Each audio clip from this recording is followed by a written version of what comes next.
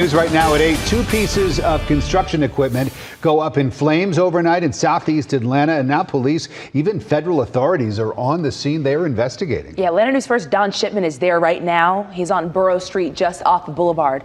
Don, this is a new housing development. It is, and that's the frightening part, because just steps away there are new homes over there. People are living in those homes, but this over on this side, this is a construction site. Within the last hour, they cordoned off the area, and up there you can see the two pieces of construction equipment, and you can see that it's a charred mess up there.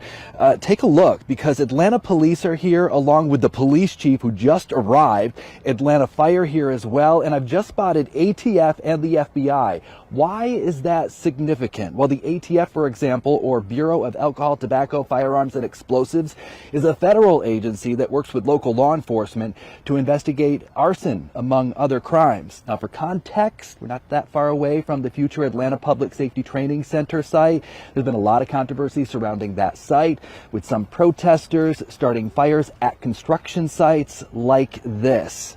And I think it's safe to say at this point, authorities are now investigating to see if Cop City protesters are responsible for this fire.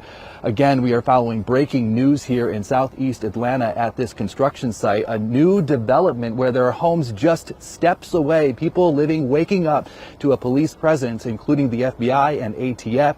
The police chief telling us that he's going to make his way down here shortly to give us a briefing on exactly what possibly happened in the early morning hours here. For now, though, we're live here in southeast Atlanta. Don Shipman, Atlanta News First.